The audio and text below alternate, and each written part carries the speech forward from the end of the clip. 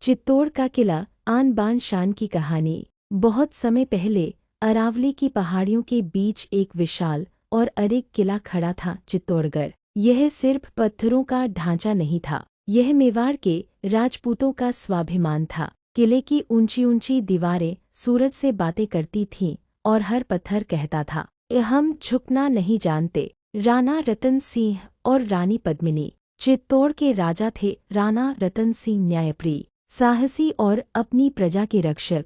उनकी रानी थी पद्मिनी सुंदरता, बुद्धि और आत्मसम्मान की प्रतिमूर्ति। कहा जाता है कि रानी पद्मिनी की सुंदरता की चर्चा दूर दूर तक थी। यही चर्चा दिल्ली के शासक अलाउद्दीन खिलजी तक भी पहुंची। खिलजी सिर्फ सुंदरता नहीं चाहता था, वह चित्तौड़ की आन को जीतना चाहता था। छल से शुरू हुआ संघर्ष। अलाउद्दीन खिलजी सेना लेकर चित्तौड़ पहुंचा, लेकिन वह सीधे युद्ध नहीं करना चाहता था। उसने संदेश भेजा, मैं सिर्फ रानी पद्मिनी का प्रतिबिंब देखना चाहता हूँ। राजपूतों की मर्यादा के अनुसार रानी पद्मिनी आईने में अपना प्रतिबिंब दिखाने को तैयार हुई। खिलजी ने आईने में देखा, चित्तौड़ का किला आन बान शान की कहानी।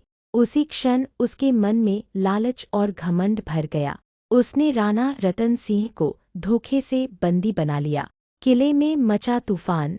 राजा के बंदी बनते ही किले में शोक और क्रोध फैल गया। लेकिन रानी पद्मिनी रोई नहीं।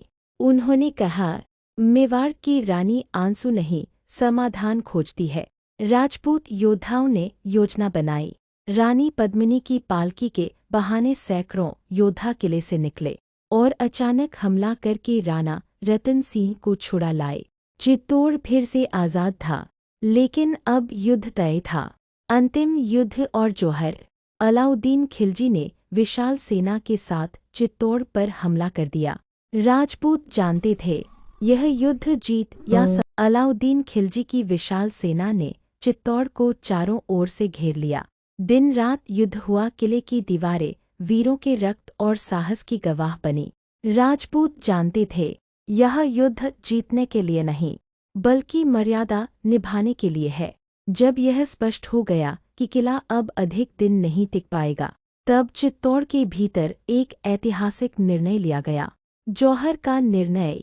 रानी पद्मिनी ने सभी रानियों और स्त्रियों को एकत्र किया और कहा, जब तक सांस है सम्मान है, और जब सम्मान खतरे में हो तब मृत्यु भी विजय बन जाती है। रात के अंधेरे में जौहर हुआ।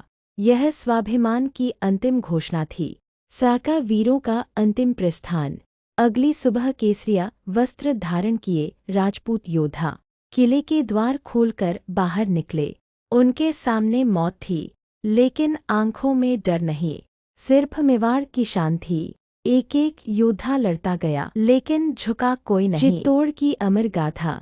किला भले ही जीत लिया गया, लेकिन खिलजी कभी चित्तौड़ का सम्मान नहीं जीत सका।